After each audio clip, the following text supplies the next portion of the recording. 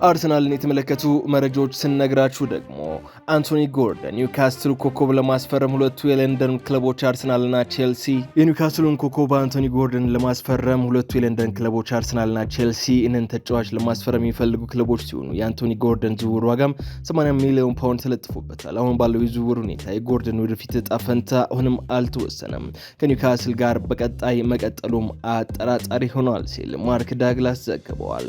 የቶማስ ፓርቴይን ጉዳይ መለከት ደግሞ ተጫዋቹ በአርሰናል ቤት ለተጨማሪ ዓመት መቆየቱን ያስቀድማል። ነገር ግን አርሰናል ተጫዋቹን ለተጨማሪ ዓመት በክለቡ ለማቆየት በየሳምንት የሚከፍለው ከፍተኛ ደሞዝ ፕላስ የዝሜ ጉዳይ ባለበት ሁኔታ አሁንም ሁለቱ አካላት ኮንትራት ማደስ ድርድሩ ላይ የደሞዝ ሁኔታው ላይ መግባባት ከቻሉ ፓርቲ አዲስ ውል ለመፈረም በተሳካ ሁኔታ ውል የማደስ እድል አላቸው ተብሏል። ነገር ግን አርሰናል ፓርቲን በክለቡ ለተጨማሪ ዓመት ማቆየት ካልቻለ ከማርቲን ዙበመንዲ በተጨማሪ ሌላ አማካኝ ተጫዋች ማስፈረም ፍላጎት አለው ምስል ሳምዲን ዘግበዋል። በሌላ በኩል ሉዊስ ስካሊ በዚህ ውድድር ዓመት ስኬታማ ጊዜን ማሳለፍ የቻለው የአካዳሚ ቆይታው ይጫወትበት የነበረው አማካኝ ቦታ ላይ በቀጣይ ዓመት ከፉልባክነት ወደ መሃል ሜዳ አማካኝ ቦታነት ለመጫወት አርቴታ እቅድ እንዳለውና በሚቀጥለው የውድድር ዓመትም የመሃል ሜዳ ሚና ሊጫወት ይችላልም ተብለዋል።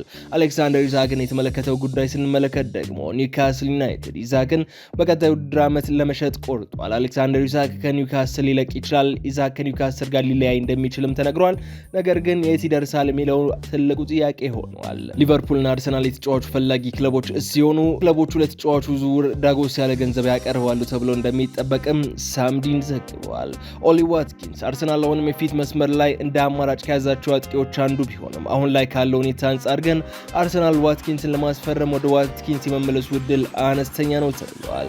ኒኮ ዊሊያምስን የተመለከተ ጉዳይ ስናይ ደግሞ አትሌቲክ ቤልባኦ ለባስክ ተወላጅ የመስመር አጥቂ ተጫዋች በሚከፍለው ሳምንታዊ ደሞዝ ከፍተኛነት ምክንያት ቢልባኦ ኒኮ ዊሊያምስን ለመሸጥ ተገዷል ወይም እያሰበ ነው ተብሏል። አርሰናል ኒኮ ዊሊያምስን ለማስፈረም ከፈለጉ የውል ማፍረሻውን ገንዘብ ከፍሎ ከፍተኛ ደሞዝ ማቅረብ አለበት። ኒኮ ወደ አርሰናል የሚመጣ ከሆነም የደሞዝ ወጪውን ለማጣጣም ሲባል ምናልባት ሊያንድሮ ትሮሳርድን ከክለቡ ሊለቀው ይችላል ተብሏል። ጆርሌ ሃቶ የተመለከተ ጉዳይ ስናይ አርሰናል በቀጣይ ዓመት አሁንም የኋላ ክፍሉን ጠንካራ ለማድረግ የተከላካይ ስፍራ ተጫዋቾች ማስፈረም ይፈልጋል። ምክንያቱም ካረን ቱርኒ ክለቡን ለቆ ይሄዳል። እንዲሁም ቶሚያሱ ነገር ከጉዳት ፕሮፋይሉ አንጻር እንዲሁም ከጉዳት መች እንደሚመልስ የታወቀ ቀን አለመኖሩ ተከትሎ አሌክሳንደር ዚንቼንኮ አርሰናልን ከሚለቁና ከሚሸጡ ተጫዋቾች ዝርዝር ውስጥ መገኘቱ አርሰናል ሃቶን ለማስፈረም ይፈልጋሉ። ነገር ግን ከሌሎች ትልቅ ክለቦች ለዝውውር ትልቅ ፉክክርን ይገጥማቸዋል ተብሏል። ማክስ ዶማን የተመለከተውን ጉዳይ ስናይ ደግሞ የ15 ዓመቱ ተስፈኛ ዶማን በሚቀጥለው የውድድር ዘመን አርሰናል የመጀመሪያ ቡድን ተጫዋች ይሆናልና በቅድመ ውድድር ዝግጅት ወደ ዋና ቡድን ውስጥ ጥሪ ተደርጎለታል። ሊያንድሮ ትሮሳር ቤልጅየማዊው መስመር አጥቂ በአርሰናል ቤት ስለመቆየቱ መጪው ጊዜ በእርግጠኝነት አይታወቅም። አንድሪያ ቤርታ አሁንም ከተጫዋቹ ተወካዮች ጋር በመነጋገር ላይ ያለ ሲሆን ሁኔታውም ለሁሉም ወገኖች ክፍት ነው ተብሏል። ጆዋን ጋርሺያ የተመለከተው ጉዳይ ስናይ ደግሞ በዓመቱ መጀመሪያ ላይ አርሰናልን ለመቀላቀል ከስምምነት ላይ ተደርሷል። ነገር ግን አዲሱ የስፖርቲንግ ዳይሬክተር አንድሪያ ቤርታ ጋርሺያን ለማስፈረም ሂደቱ ላይ ስለ ስምምነቱ ደንታ ቢስ ነውና እስካሁን ድረስ ተጫዋቹንም ሆነ ወኪሎቹ አላገኛቸውም ተብሏል። ጋርሺያን ለማስፈረም ማንሲቲ የጆዋን ጋርሺያ ፉክክር ውስጥ ገብቷል። ባርሴሎናም እንዲሁ በፉክክር ውስጥ ይገኝበታል ተብሏል። ስለ ጆዋን ጋርሺያ ተጨማሪ ጉዳይ ስናነሳ ያለፈው ዓመት የስፔን ምንጮች እንደዘገቡት ጆዋን ጋርሺያ ወደፊት አርሰናልን ለመቀላቀል ተቀራርቦ እንደነበርና አርቴታ ከተጫዋቹ ጋር መወያየቱ ዘግበው ነበር። ነገር ግን ነገሮች በአሁኑ ሰዓት በአርሰናልና በጋርሺያ ዝውውር ምንም አይነት እድገት የላቸውም ብለዋል። ዘገባው ሳምዲና ያጋራው። ቪክቶር ጂዮኬረስን የተመለከተው ጉዳይ ስናይ ደግሞ በአጥቂዎች የዝውውር ገበያ ላይ ስሙ በከፍተኛ ሁኔታ ተጽዕኖ የፈጠረውና በበርካታ ታላላቅ ክለቦች የሚፈለገው ስዊድናዊው አጥቂ ጂዮኬረስ ለማስፈረም ስሙ አርሰናል ጋር በስፋት እየተገናኘ ነው።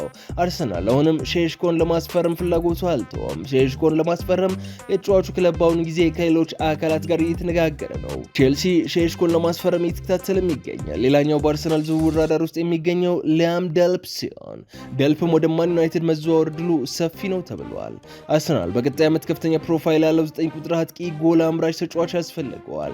ይህ ደግሞ ጂዮኬረስ እንዲሁም የአርሰናል ተቀዳሚ ምርጫ እንዲሆን አድርጎታል። የስፖርቲንግ ፕሬዝዳንት ፍሬድሪኮ ቫርዳንስን የጂዮኬረስን ድርድር ማራዘም አይፈልጉም። ጂዮኬረስ ከአርሰናል ጋር የረዥም ጊዜ ኮንትራት ለመፈራረም ዝግጅት ላይ ናቸው። የዝውውር ዋጋው ደግሞ 70 ሚሊዮን ዩሮ ነው ተብለዋል። ሌላኛው ፖርቱጋል ውስጥ ተነባቢ ትልቅ ጋዜጣ የሆነው ኦጆጎ ይዞት የወጣው ዘገባ ነው።